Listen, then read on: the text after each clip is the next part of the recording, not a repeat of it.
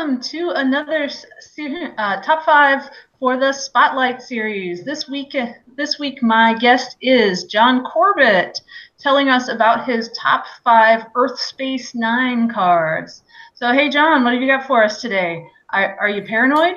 I got whatever you're going to get because nobody else wanted to do Deep Space Nine. So that's what happened. True. That's true. I was going to be interviewing myself this afternoon for lack of other guests. So I do thank John for coming on and saving my bacon today. I got home and I was like, well, let me sit down and get some design work done. And then I started doing fantasy football, Dungeons and Dragons, and then I saw your thing. So I'm finding all the excuses not to do any proper 2E design work. So who needs that? Let's talk about old mistakes instead of making new good cards. All right, so let me go ahead. I've got your top five list pulled up. So let me go ahead and. Oh, that wasn't in order, and I don't know if that was the top five. That was just stuff. That wasn't in any particular order. Well, then I am sharing now, so I will go ahead and just pull up stuff and things. All right. What do you want to start with? Well, I'll start off. Yeah, let's start off with the fact that there is no paranoia cards on the list, which is a little sad when that was what we were trying to do in design. And even if you go back further, there are a lot of useless interrupts that DS9 Earth had, just stuff that's really, I can't even see a reason for using them. So we had to dig deep. So the first off, we're going to, like I like to do when I come on the show, is do things the wrong way. We're going to take away the Hall of Fame cards, or cards that should be in the Hall of Fame, which is Holding Cell. I don't know if that came out almost 10 years ago, right? That was a peak performance card, Maggie? Could have been. So I'm lying. Even now, as I'm ranting against a card that it's not even Hall of Fame eligible. But the other two are, which is Medical Teams and Confessions in the Pale Moonlight. Those are easily top five cards, but let's get rid of them. They're too easy and boring. I do have a couple honorable mentions that didn't make the list. The first one is the combination of the USS Lakota and Erica Bentine. I've always liked those ships. I used them when they first came out, but they really don't. That's when Decipher was trying to push the cards that cost 4 or more. And besides Call to Arms, none of that stuff really took hold. Now that the card that's up is, my other honorable mention is, at least it's a new card, it's Unproven Suspicions. And I believe that's the card you have up right now. Yeah, that is the card I have up right now. When I do get around to making a Paranoia deck, this is the card that's going to be around it, because I think this is a card, it's going to be like a mini Crippling Strike. This card is going to piss people off because they're going to forget about it. So when they get down to 5 counters, it makes you play differently. So instead of saying, let me draw first, see what I get, and then if not, I'll play this event or I'll do this. You can't do that with this card on the table. You got to play the event first, and then basically it'll catch people unawares and screw them up and piss people off, which why not? But we got to do something. And then the only honorable mention are the Admirals. The good thing about DS9 Earth is they have all the Admirals. And some great, some not so great. But my 5 honorable Admirals in no particular order are Lance Cartwright, Andrea Brand. She's an oldie, classic. A new card is Sorrel, aka Admiral Garfield. He seems to be getting a lot of play these days. And a couple other lovely ladies is Talara and Nora Sati. So if you do play DS9 Earth, you always have access to law, intelligence, officer, and it's always good to have an admiral around. I've always been a big fan of Nora Sati, where she gets bumped up every time you complete a mission. She just turns into a total attributes monster, and also has intelligence, if I remember correctly. So people forget about that. Yeah, we should pull it. She has like archaeology, law, all sorts of. She has all the skills all the time. So that's it. That's my honorable mentions. Do you have your top 5 list? Do you want to go first? No, I didn't put one together when you were like, yeah, I'll come on. So, so not only did you not have a guest, you had to make the one guest do all the work. Fantastic. Well, yeah. All right, so let's go to number 5, which is the combination of Jarish Inyo, and Promenade School. When this came out, this is the first direction they try to take Deep Space Nine or even DS9 Earth before Paranoia.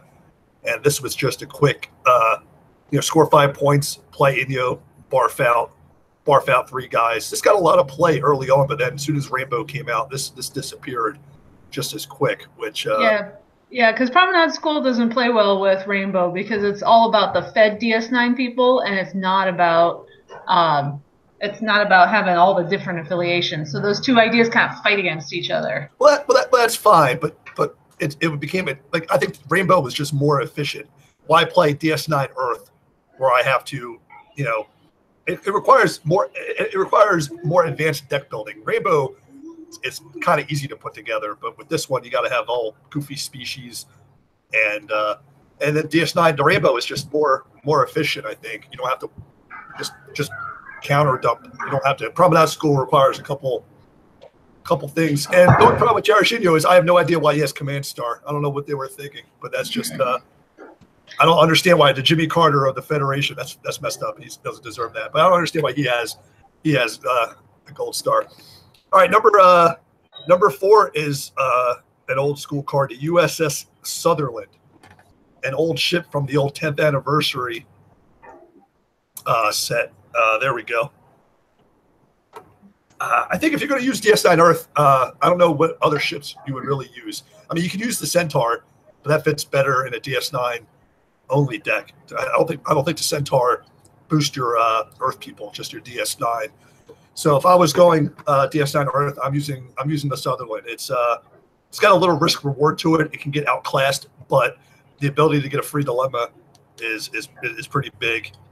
It's a rare, just from a design standpoint, this is a perfect card. It's a rare card that was perfectly costed. You've never had a problem. It's hard to do that when you're talking about free dilemmas. Usually something goes wrong.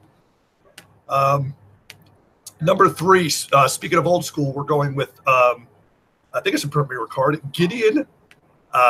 Sedic.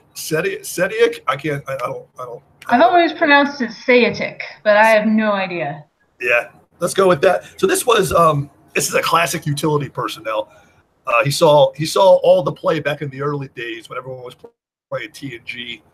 Oh yeah, because he has all the skills for avert. He has all the skills for avert danger.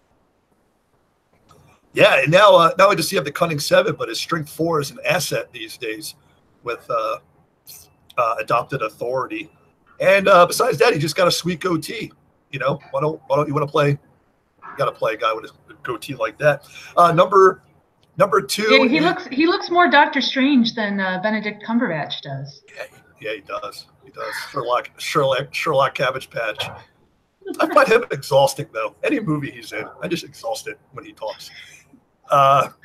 So here we have the superior Esri.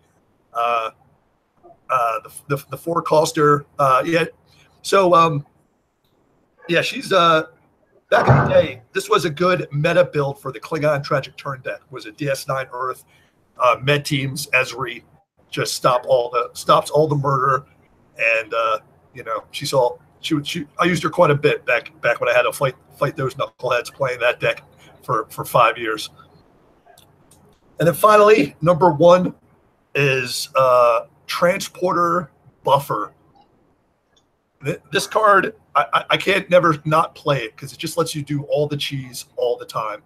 But when I do play DS9, I always end up trying to do something creative, but then doing just a Fix-It O'Brien no-win scenario cheese deck where you're just stopping people. They can never get through missions. And then if someone does manage to blow up no-win, you just play Transporter Buffer and get it right back. Or holding cells forever. That's always good. For this card just lets you do whatever the hell you want all the time. And that's it. That's my top 5. DS9. Go see, this is why I love doing this series, because I don't think I've ever used this card in a deck. And talking about this stuff with other people is like, oh yeah, that's really good. So yeah, so now next time I do that, and my on my to-do list for today is in fact build a Paranoia deck. So because you got to make Paranoia great again, right? Well, actually, that is I think I'm going to get since I'm already on the shit list because I came out of retirement and was mean to people on the internet for one day. I'll go ahead and spoil some. The next, I don't know if it's going to be called the Warp Pack, but that's coming out in a month or two. Ross does all the scheduling, but the second Warp Pack will be Paranoia, where we pick. So the Warp Packs are just 9 cards where we collectively pick a build or theme and try to enhance it. So I think Paranoia is the perfect candidate for that. And I think we can also push Paranoia in a couple other different directions. There'll be a card in the first Warp Pack, which is Event and Interrupt Prevention. There is a card that has Paranoia on it, but it won't be what you think it is. It's going to be. It might be a little controversy, but I think Paranoia, because there's already a TNG Paranoia card, which is I think the best one. It's the only really usable one.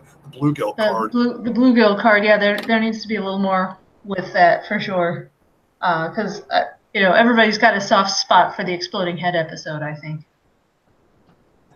Yeah, one does not beam down to Starfleet Command armed, but yet they do. Yet there's guns everywhere at the ready. Yep.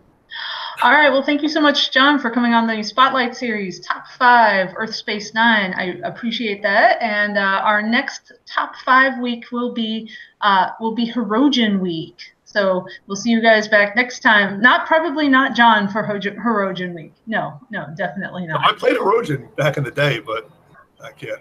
I can't do it. All right. Thanks again, John, and talk to you later.